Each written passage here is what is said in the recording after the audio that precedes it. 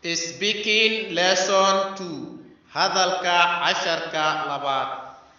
Speaking lesson 2 hadalka casharka labaad.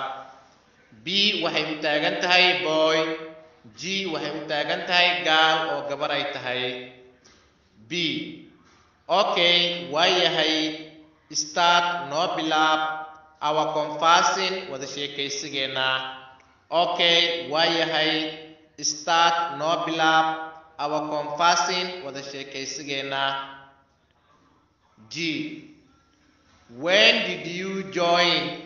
Goormeed ku soo biirtay in this school iskoolkani? When did you join? Goormeed ku soo biirtay in this school iskoolkani? B. I joined.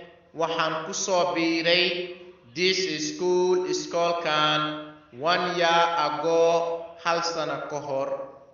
I joined. Waxaan ku soo biiray this school iskoolkani 1 year ago, hal sano ka hor. G.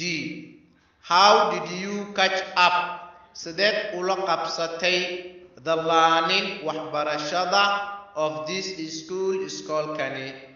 How did you catch up? Sideed ula qabsatay the learning waxbarashada of this school iskoolkani? B. I adapted it well. Si wanaagsan baan ula qabsaday. I adapted it well. Si wanaagsan baan ula qabsaday.